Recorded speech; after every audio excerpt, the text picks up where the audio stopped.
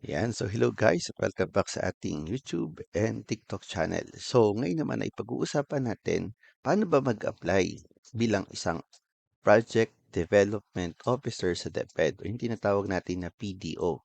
So again, i-guide po natin kayo ano ba yung step-by-step process. So ang legal basis po nito na pwede niyong basahin yung Depot Order number 7 series of 2023.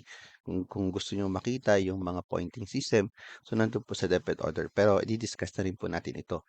Kaya kung bago ka pa lang sa ating channel, so please don't forget to click the subscribe button para po mapanood nyo pa yung mga updated guidelines na gagamitin sa pagparang sa DepEd. Kasi ang channel natin ay more on ranking ng teaching at saka non-teaching personnel sa DepEd. Ano po? So once again, I'm your Mr. Secretariat. Hopefully, nakapag-subscribe po tayo dito. Ayan. So ituturo po natin yung paano yung step by step pag-apply. So unang-una, check for vacant position kung mayroong vacant position sa inyong lugar. Then verify yung tinatawag nating qualification standard. So bago po kayo mag-apply, dapat alam nyo muna ano ba yung kailangan doon sa position na PDO. Baka naman wala kayo or baka naman meron kayo, ano? Then number 3, prepare the required documents. So ano yung mga list ng documents na kakailanganin sa application. And then saan isasubmit yung application.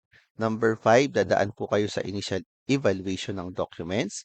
And then number 6, competency-based. Magkakaroon po ng assessment. Magkakaroon po ng number 7, interview at saka ng written examination. And then number 8, irarang po kayo. Then magkakaroon ng deliberation ang HRM-PSB, ang division.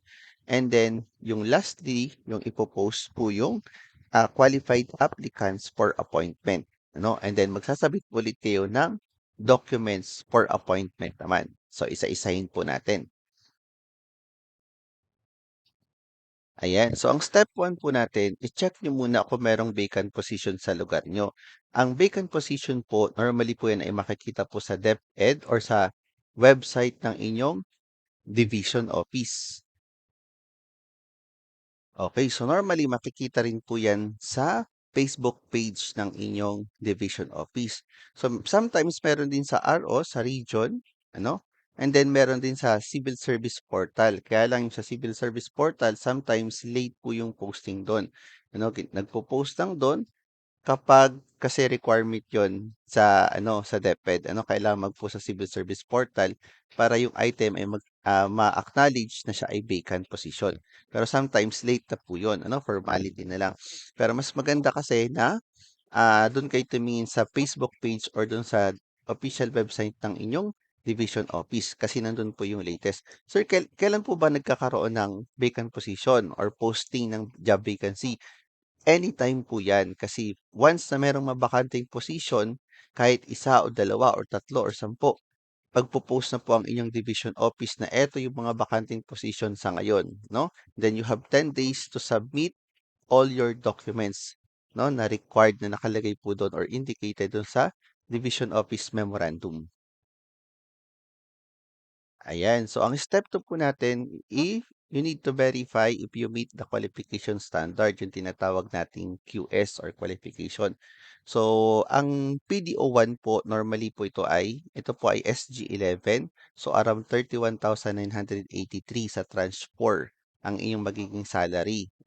So, ang requirement po dito, ang education po dapat ay bachelor's degree relevant to the position. So, normally naman, any bachelor degree, kahit kayo ay graduate ng teaching or ng teacher, BEd, BSEd, so wala pong problema. Accountant, mas maganda. HRM, okay din. So, any position or any bachelor's degree naman po ay pwede. So, ang experience po, non-required, pero mas maganda na meron. Trainings po ay non-required pero mas okay na meron para magkaroon po kayo ng points pagdating sa experience at saka sa training. Ang eligibility po ay second level. Ibig sabihin dapat po ang inyong civil service ay professional yung inyong eligibility. Pero kung kayo po ay let passer, considered po yun as second eligibility. So pwede po yun. Kung kayo po ay board passer, passer, so second eligibility po yun. So pwede po kayo doon. So some PDO one positions may specify a preferred degree depending on the office. So for example, sa planning, youth formation, sa research, kung magaling kayo sa research, kung yun po yung course na tinapos nyo related doon, then sa curriculum, and then sa monitoring and evaluation. So it depends sa course na tinapos nyo, doon po kayo ilalagay na office pagdating sa DepEd. Ano po? Ayan, ang step 3 naman po, eto po yung kailangan yung i-prepare kapag kayo po ay mag apply pa lang. So, common po ito na requirements na makikita po sa division office na memorandum. Ano po, ito po yung sasubmit nyo. So, ang example po nito, application letter addressed to the schools division superintendent. So, dapat kilala nyo po sila. Kaya ang masasuggest ko, mag-base po kayo dun sa memorandum ng inyong division. And then fully accomplished PDS or personal data sheet, work experience sheet, updated resume or curriculum vitae, then transcript of records, mga Xerox lang po ang kailangan dito, then diploma, certificate of eligibility sa civil service or PRC license na eligibility, and then certificate of trainings and seminars, then certificate of employment, no? And then performance rating kung kayo po ay nasa DepEd or nasa public, and then certificate of employment naman kung kayo po ay nasa private, ano? So performance rating naman po kapag kayo po ay or RPCRF kapag kayo po ay nasa public ano or government offices. And then other documents required katulad po ng NBI, Omnibus, no, nire-required po 'yan ng inyong mga divisions. So ngayon po, meron po tayong mga sample files. Kapag gusto niyo po 'yan, meron tayong mga sample letters, application letters, and then work experience sheet, no, resume. So, fill upan niyo lang po yung link sa baba nitong video and then mare-receive niyo po yung files sa inyong email address, ano? So, isang beses lang po magfi-fill up and then goods na po 'yon for the whole school year, yung files na ready ready na po, okay? Yan, ang next question naman po is where or when to submit your application. So, hindi po kayo pupuwedeng mag-submit kung wala pong job vacancy, ano? So, kailangan po makita niyo po muna yung division memorandum na merong vacancy na PDO and then nakalagay po doon, naka-indicate kung saan kayo magsa-submit, either personally, via courier, or through online submission. So, normally sa division namin, dalawa yan, no? Magsasubmit ka ng personal doon sa sasabit ka ng personal dun sa sub-office or and mag-a-upload din ng documents kasi yung dapat i-scan niyo po yun, ano? Kasi dun sa online documents, yun po yung tinitingnan normally para sa initial screening or initial evaluation. Kung na-meet niyo po kung kayo po ay bachelor's degree at kung kayo po ay merong eligibility. So, yun po yung tinitingnan sa initial evaluation.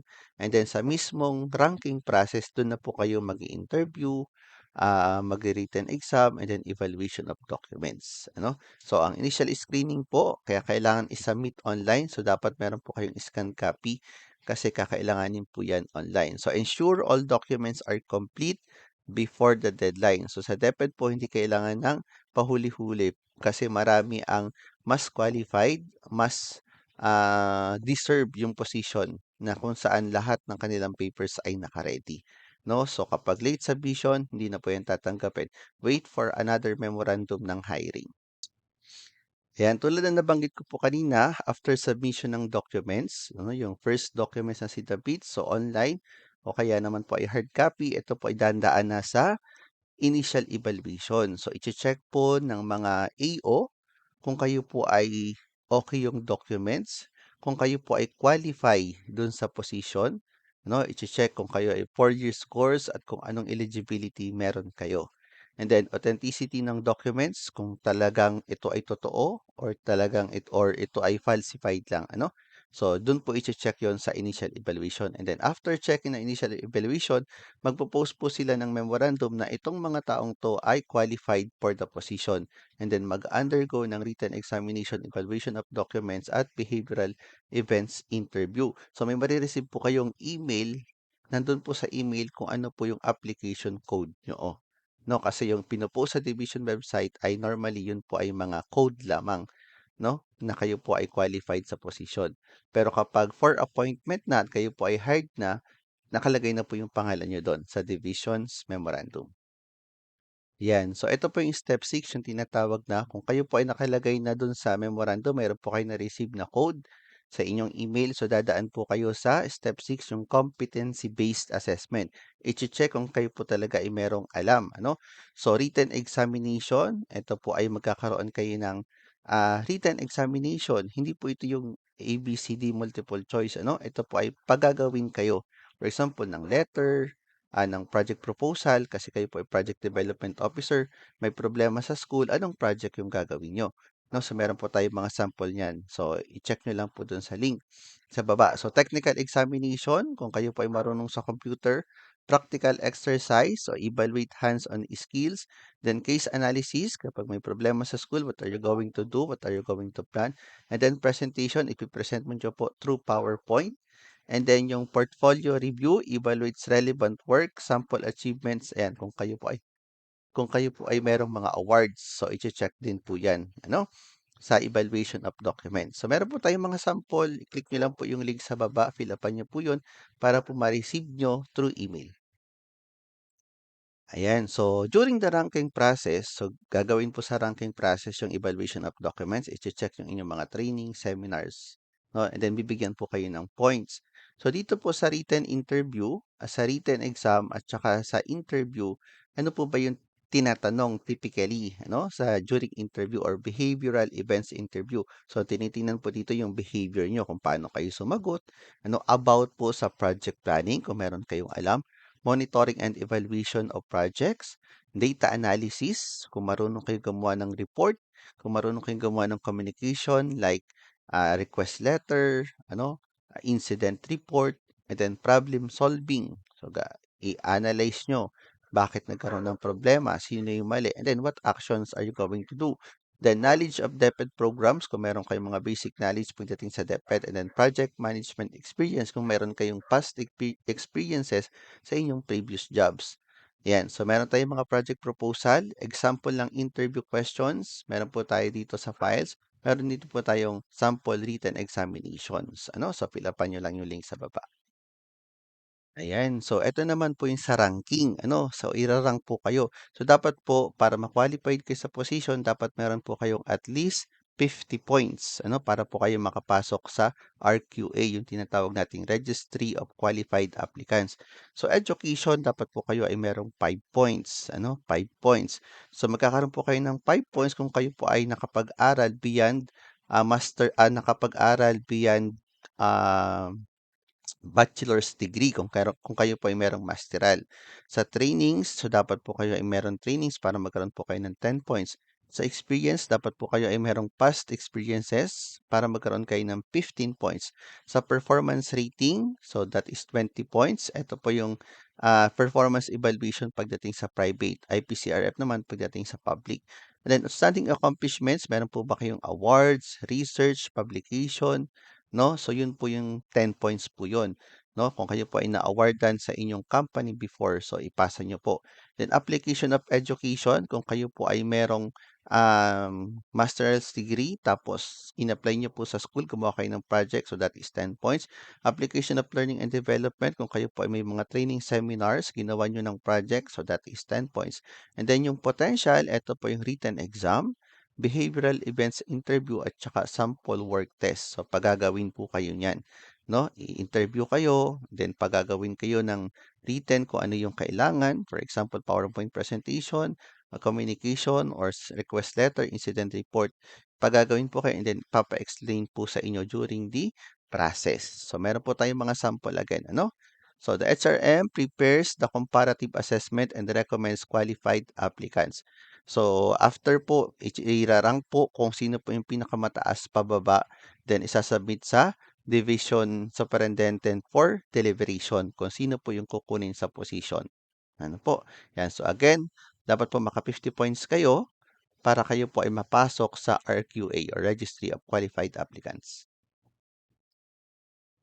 So, ayan. So, kapag kayo po ay pasok na sa RQA at aantayin niyo po ay yung memorandum ng inyong division na kayo po ay qualified ay kayo po ay for appointment na.